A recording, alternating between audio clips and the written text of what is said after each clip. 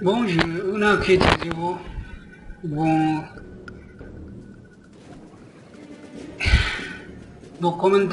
recommended the français on Records le Toin.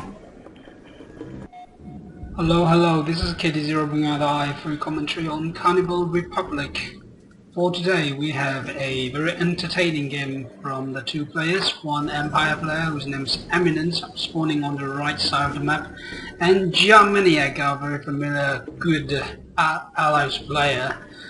This game was recommended to me by the Meniek himself, and he said that this game was pretty unique, so we'll see how it plays out, as our Eminence opens with 3 barracks into refineries eco build again. This seems to be the build that he's most familiar and comfortable with, while our Meniek has opened with a boot camp first as well. He has produced an engineer, making his way slowly to the ore direct here, trying to occupy it for some early economical advantage, while the 3 dojo cores are also slowly making their way across the map towards the center.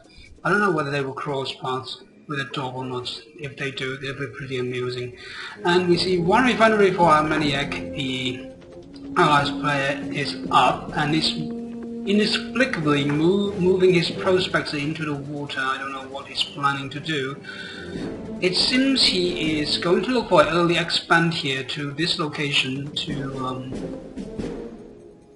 well, this is unusual. He seems to be going a very eco-heavy build, going on 3 refineries seemingly first, and to get map control of this match he is planning to use nothing but infantry, which we don't often see, but we'll see how it plays out. Oh, is this... no, the dojo wasn't actually going to catch the engineer here, but if it can expand and produce an engineer of itself and occupy the ore directs before the infantries or Endo can make their way to there, he can just rob the ore directs for our Eminence here. And surprisingly, the prospector is not moving towards this location. It's going to the... it's been purposely rallied to the bottom side of the map, so we might be looking some very unusual positioning or building placements by our Meniek here.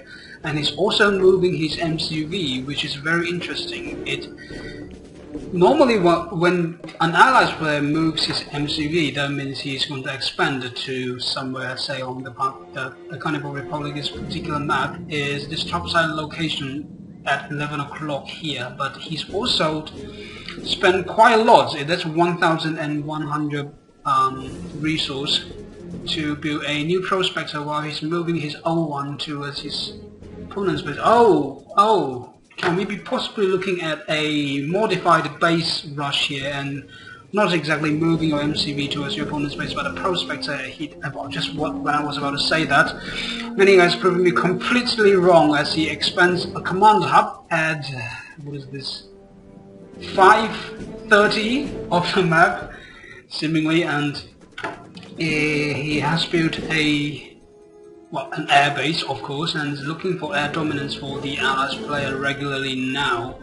The Vindicator just finished a round of bombing rounds of destroying one of the Tengus here, just getting crushed, having no hope of surviving. And indeed, this barracks has, this dojo has produced an engineer to occupy this barracks for our Empire player Eminence, and is continuing to produce infantries. And he also has a 3rd barracks here, a 3rd dojo here. It seems he's planning to put on some sort of infantry pressure here. I don't know how well will it do though, since allied players do have that very potent air force that will allow him to give aerial bombardments that will basically kill up infantries. But that is, if the Vindicator isn't shot down first by these Tengus. We'll just have to see how it plays out. And 4 of the Imperial warriors just shouting Manzai and rushing into the building, breaching it, killing all of the peacekeepers inside, and now it's going to occupy the building as well. It looks like our Empire player is looking to set up some level of I will say containment outside of the Allies player's base, and just look to contain him, and while he's expanding himself, he's moved his NCV to 2 o'clock of the map looking to expand here. I can only assume the core that he's building is a refinery core, but he might prove me wrong though, just like Meniek did. And Meniek has produced a seaport here. Oh, this is clever. This is a hidden seaport, super hidden, that almost never would be scouted if the Empire player isn't purposely looking for hidden buildings, and now it's going to surprisingly find a assault destroyer making its way into the Empire player's base. He doesn't even have to fire upon the miners here, he only has to wait and wait for them to come out so they can be crushed. And it's going to be proven quite troublesome for the Empire player to deal with, since his army was at the center of the map, or even all the way over to his opponent's base during an area of engagement, while the assault destroyer is destroying every bit of the economy that the Empire player has. Very unusual strategy, yet very, very effective indeed. And we see the Allies player is not looking to further utilize his seaport. He's going to transition into a more air-heavy build, I would assume, or is it just planning to transition to max? We'll just have to see what building does he place. It is completed. What was it? Did he actually cancel it? Well, that would be pretty numb. But we see a large number of Tengus just hopelessly using the machine guns, which is anti-infantry, basically shooting away at the assault destroyers with very, very thick armor. Even the Imperial warrior using his assault rifle as well, trying to penetrate the armor, which never going to happen.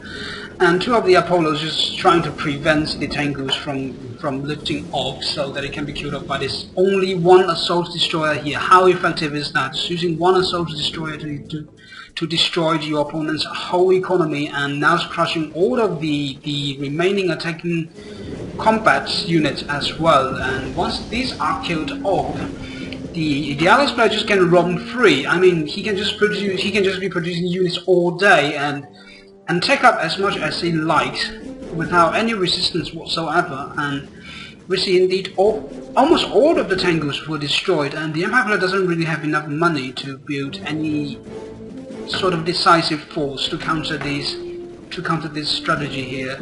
The Empire player is looking to be a very dire shape, and it's going to come down to micro though. If the Empire player can micro his tanks well enough for him to destroy the destroyer.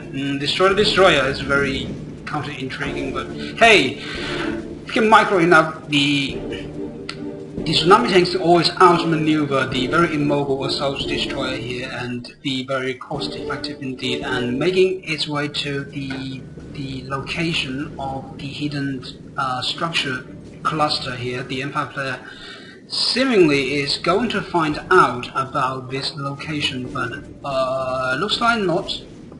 The tsunami tank is looking to directly engage the assault destroyer in the water here, which is a very unwise choice. And the marine, the pressure from the sea of the Allied player continues onto the Empire player's previous man base location. I can assume that this megabyte was taken up to tier 2.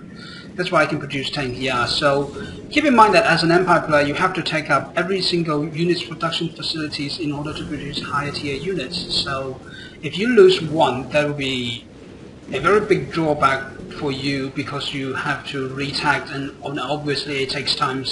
And the matter is even worse when you don't really have enough money to support many processes at the same time. Say if you take up one building, if you use this building here to produce the units that you need to hold up your opponent's push, and you produce another building here and try to resume your unit's production and technology as well. But since 2 of the refineries of the Empire player has been destroyed by this assault destroyer, brilliant I might add, assault destroyer push, the Empire player doesn't really have enough money to regain his position in this particular game, and in my opinion his force is just going to be slowly wear away by the the assault destroyer here, and since he doesn't really have any mech production facilities, sooner or later the Allies player will find out about this expo here, and the assault destroyers will move in to destroy all the remaining structures of the Empire player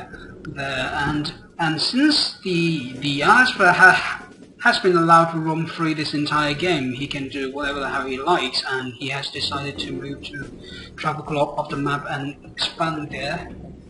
You can see an oil refinery there, so it's effectively 0 refinery against 1, 2, 3 refinery allies, and it's at tech 2 while you're at practically tech 0 because you don't really have any money. And I don't even know whether the Empire player has enough to rebuild his mine or not. If he doesn't, that would be pretty desperate. I would say he is already in a very desperate position, not location here, and the pressure of the Allies player just seems to be endless. I mean, the only thing that's only keeping the Empire player in the game is the ramp here, the terrain advantage that he has. The fact that the Allies player has to make his way up this ramp and walk into the range of fire of those tank busters, potentially a large number of tank busters. The Allies player really doesn't know about the how many tank busters the Empire player has, so I assume that's the only thing that's holding him back. I don't see why he will not continue this push. He has 2 air bases. Well, he's sold 1. He has one air base, a sizable air force, and a tech advantage over his opponents. And he has 2 assault destroyers roaming all over the map, looking for structures to destroy. And he seems that he just wants to play it safe, just use his air force to trash his opponent's remaining structures, and I don't even know if that's necessary, because there's virtually no economy for the Empire player, so he has no unit production capability whatsoever, and this is the only structures that he has, this refinery and this MCV here. So 2 assault destroyers, since the assault destroyer is a large unit, it cannot be crushed by MCV, and even if he can, I think with decent micro that we usually see from Meniek, the assault destroyers would really be able to outmaneuver this MCV here. I don't see the reason why wouldn't the Allies player move in for the kill, but hey, perhaps he just wants a decisive victory, so later on when he's in a forum discussion about this game, he can decisively say that, hey, I take out all your economy, so you have no hope of coming back. This is my dominant victory for myself here, and perhaps, just perhaps. And we see the Allies player now is in a very, very good shape. It's in a commanding lead, really. He has 4 refinery over his opponent's 1, and he has massive unit production capabilities, while his opponent only has a small squad of infantry left as the attacking unit, and a MCV and a refinery. That is about it. Well, he also has a defender VX, but it doesn't really make much of a difference, since 2 Vindicators through 1 bombing round can take that out pretty easily, and he does have 2 assault destroyers at a very large infantry count, so I don't know, perhaps he's looking just to well, there's a GG. Good game. Yeah, this game is pretty unique, a proxy seaports build that you really don't see a lot. Wow. Meniek, you never cease to amaze me. I'll see you next time.